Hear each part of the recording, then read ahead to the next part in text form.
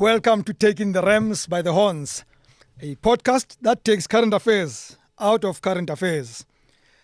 This podcast is in partnership with Sowetan Live. I'm your host, Rams Mabote. So I was supposed to have a guest this week, but so much happened this week that I couldn't take a guest. I had to exhale. I am overwhelmed by things that are happening in our country. It has to be tough to be a president of this country, more so if you are President Cyril Ramaphosa, because he's kind of different from other presidents, in how he does things. So let's start with the first thing. So we know the president is in Brazil as we speak, but it appears he couldn't take the presidential jet, Mkhwanazi, because apparently it's in disrepair. I mean, you gotta have to help me with this. How do we do that, right? The presidential jet is not working properly. So the president went to Bric and had to take a lift, or maybe he took a commercial airline. I'm not too sure what happened there. But this says a lot about where we are, just for starters. In fact, word has it that when about 4 weeks ago he went to the White House, he took a lift on Johan Rupert's jet. No, guys, no. Look, it doesn't get funnier than this, which probably explains why it was Johan Rupert's show at the White House, right? It was not our show. If he gives you a lift, you can't be chacharach. I mean, he'll leave you there, and how do you come back home? So, now we are in that state where we even depend on other people for a lift, and then they take over state meetings. But I sympathize with the president. We've heard news about Mkhwanazi being in trouble for many years, but you would have thought by now we have solved problems with a jet. Although personally, I'm not sure why he needs a private jet, really. Presidents all over the world are traveling in commercial airlines, well, except, for American presidents, and rightfully so, because they can't trust anybody, because nobody trusts them. We should be okay with the world. We should jump onto Ethiopia airline and go wherever we want to go. We'll be fine. I don't even think anybody would recognize Cyril Ramaphosa in that aircraft. But I digress. Let me come back to the issues. So, and then as he's gone to BRICS, everything unravels in the country. First, the class prefect, which is the Minister of Correctional Services, decides, well, to deal with petty crime, we must use the whip on petty criminals. This guy's got apartheid memories, right? He wants to give black people backslide. They're naughty. So we're going to have to use corporal punishment. Can you believe it? 2025, we have Peter Groenewald saying, no, let's just give these guys some lashes and it will be administered by somebody. Crazy is not the word. But I can tell you from where I sit, the motivation is that Peter Groenewald does not know any better way of disciplining black people except spanking them in the ass. That's what else is there, right? Why keep them in prison and feed them when you can really blacksem them and send them back home? And that's our class prefect. That's the guy who's in charge of our prisons. And then I thought, that should be enough problems for the president. Nope. Because he fired one Andrew Whitfield, deputy minister in his GNU, a DA member, now the DA throws the toys, right? They no, you can't be doing this. This guy asked for permission to go, and it took you 4 weeks. As if 4 weeks is long in president's time. We know it could have taken him 4 years to take that decision, right? 4 weeks is nothing in Cyril Ramaphosa's time. He uses a different clock than all our clocks. So it could have been 4 minutes in his view, these 4 weeks. So they throw toys, right? No, we don't like this. In fact, we know what we're going to do. We are going to withdraw from the national dialogue that's been proposed. But we're not withdrawing from the GNU. You would think that, who cares about the dialogue? They even think this dialogue does not mean anything. So withdrawing from something that you don't care about means you're doing absolutely nothing. But they use the dialogue as the GUN instead of getting rid of the GNU. Very smart of the DA. But Cyril, for a change, got a bit hurtful. And he told John Steenhuisen, sit down. You're a member of my cabinet. You are part of this deal and you will sit in this dialogue. For a change, I found, man, President Ramaphosa can be stern. But while at it, he then, I think, whispered to President Thabo Mbeki to say, please tell these guys why this thing is important. Yo, we were not ready. TM wrote a 300-page letter to explain why the DA should not leave the dialogue. I mean, the man writes. I'm trying to imagine when he was at school, when he used to write essays, they probably had to stop him at some point, like, whoa, you've overspoken, Thabo. Ima, utathile sikuvile. Yo. He wrote a long letter. But typically, with that amazing, erudite English, quoting all the best people you can think about in the world, I reckon Steenhuisen did not understand that letter because it explains how he responded. All he did was, he didn't respond to Mbeki. He was like, yeah, but even the people who are supporting this dialogue are ANC people. Clearly, Mbeki spoke over John Steenhuisen's head. But that did not stop there. What happened is that Zille says, but we are going because I'm the boss here. We are not part of that dialogue worth 700 million. Of course, the government has said it's not going to cost that much, but we know it's going to cost some money. But I'm also very interested in why TM suddenly is so interested in this dialogue when in his 10 years, 9.5 years of rule, he did not make it happen. By the way, the dialogue thing has been there forever. He did not make it happen. But I suppose the foundations that I mentioned here are probably going to benefit. They'll find some work to do, right? Because it could be boring from time to time being a president that wants to do things and nothing happens. Occasionally you go to a radio show and you do this and that. You need something more serious. So I suspect for TM and many of these foundations, dialogue is like, whew, at last we'll have something to do. But of course, he's already written a 300-page letter. I think that's a dialogue on its own before we even go any further. I need to take a break because I'm dying.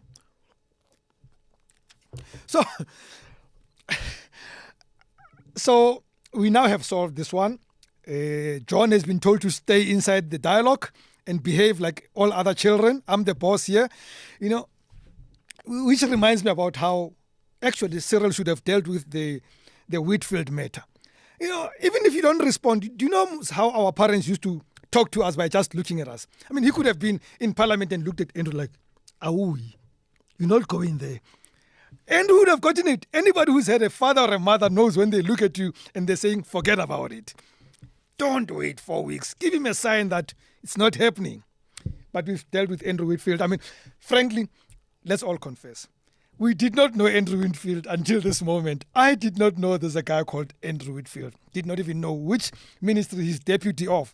And frankly, I don't think it matters if he had gone to the US to speak badly of us or not. Everybody does. That's what they do. As Groenewald was trying to give few lashes on prisoners, his own partner, Corne Mulder, was in the US already speaking to Trump people. That's what people do. It's pastime. Like, if I live here now, I could just go to the US also, except they won't accept me. They won't give me a visa. I think my social media does not look very good for Trump and his people. And then as he sits at Bric's, as if he's got not enough problems, Trump announces that anybody participating at Bric's is going to suffer 10% more tariffs on already hefty tariffs. Like, what have I done as Mr. Cyril Ramaphosa? Really, don't I need a break? Don't I deserve a break? And why is Trump so interested in these guys at BRICS when he's got enough problems elsewhere? So Cyril is sitting there. He's worried about whether the dialogue is going to happen. He has to call, Groenewald to say, stop talking nonsense. Mkhwanazi is not working. He's not sure which flight he's going to get back. Now he has to deal with extra tariffs. We thought that was it. And then came Sunday, 6 July 2025. Folks, let me tell you how hard it is for people who do what I do to script what we do. It's hard. We were beaten hands down by a police officer, Lieutenant General. Mkhwanazi, man, he showed us that you can script these things. You can make things happen. So, I decided I'm not doing anything on this Sunday. I'm just going to sit. It's winter. I'm not even going to play golf. And then I hear Lieutenant General Mkhwanazi is going to speak. I switch on my television. Just the entry. How they walked onto that stage, I thought, there's a coup happening here. The president is out of the country. Here are guys dressed in military camouflage. Of course, it is SAPS camouflage. But why this kind of uniform? And how they sat on stage. I thought, there goes the land. Lieutenant General Mkhwanazi threw out bombs with receipts. 1, he tells us that our own police minister is in cahoots with criminals. He's reading out WhatsApp conversations between minister and people with names like Brown, Mkhwanazi, and there are people like Ket Matlala. You can't make up these things. You're getting the cat out of the bag. There's a guy called Ket Matlala. Complaining about brown envelopes, there's a guy called Brown Mkhwanazi. It can't get more ridiculous than this. How do you make up stuff like this? As he was talking, I kept on saying to myself, but shouldn't this matter be handled by the National Commissioner, Fanny Masemola? But I thought, that's funny. Because we know that fellow. That fellow can't speak. I'm sure he said, no, vaya when your English is better than mine. People won't understand me dealing with this matter. Besides, by the way, one of the biggest issues that Mkhwanazi was raising was the disbandment of this unit, political crimes or political matters unit, I can't remember the exact name, that was disbanded while Masemola was on leave. Which is very curious, right? I'm sure the minister would have known that this guy is on leave, but he does it. So what does Masemola do? He doesn't cut his leave short.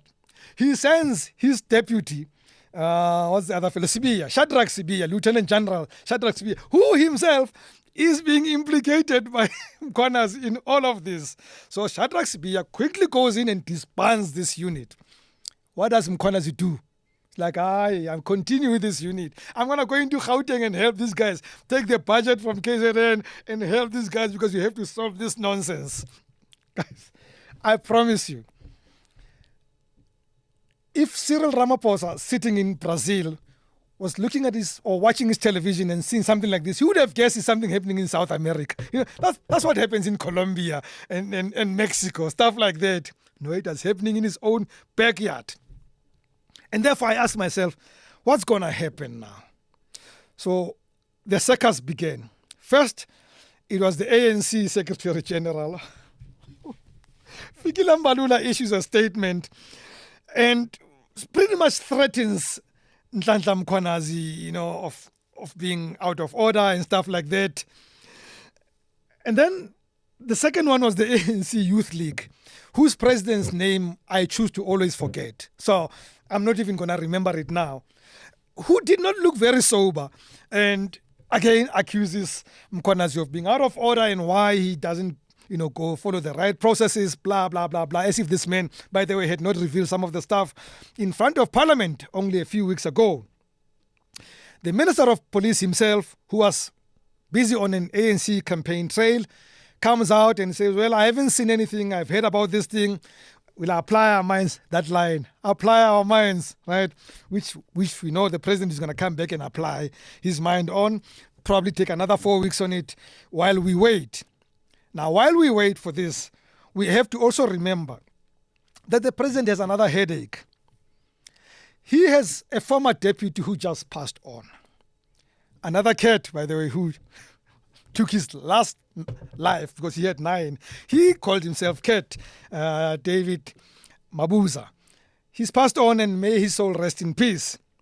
So the president has to worry about burying his former number 2 and stuff like that.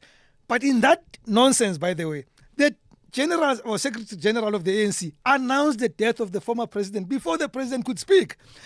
He should know better. We don't do things that way. Only the president is allowed to announce these things, but not Mbaks.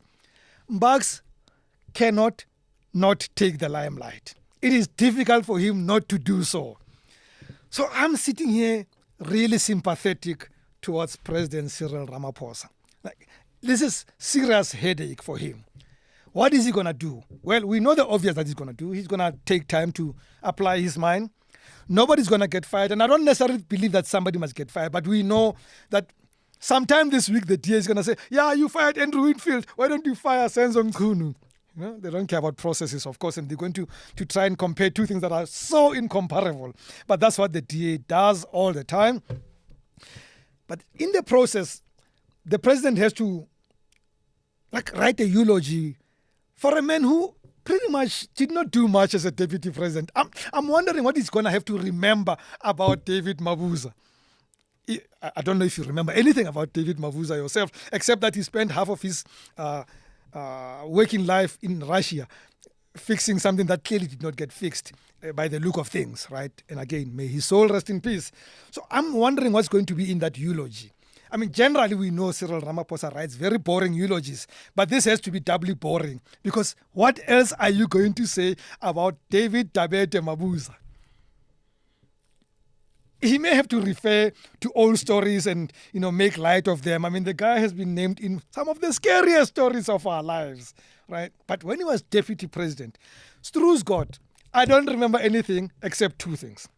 Him spending a lot of time in Russia and every day giving the National AIDS Day speech, because that was always the responsibility of the deputy president. I mean, we know Cyril did it, we know Thabo did it, we know Jacob Zuma did it when they were deputy presidents. Other than that, yes, he also gave us an explanation of what 4IR was, which none of us ever understood. Remember? So, man, it's going to be so hard to be Cyril Ramaphosa in the week that we are in. I feel very sorry for him. He has now the National Police, the SAPS, people at the top echelons of the SAPS fighting each other. And I mean fighting. There could be deaths. This is South Africa we're talking about here, right? I mean, even Mkhwanazi said, well, at least I have a gun, I could protect myself.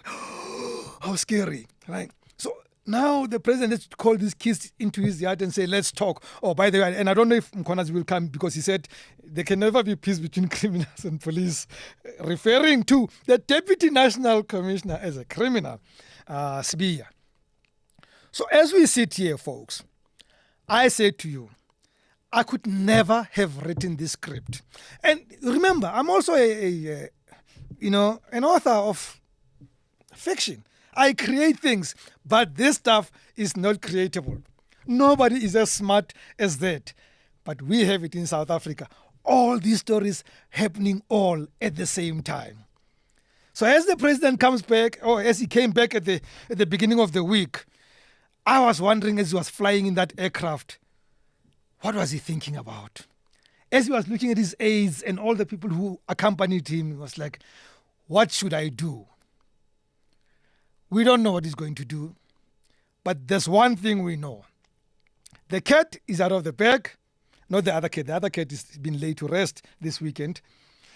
The brown envelopes are flying even more as we speak, and we know for certain, that the DA will be cooking something to make sure that the man does not rest.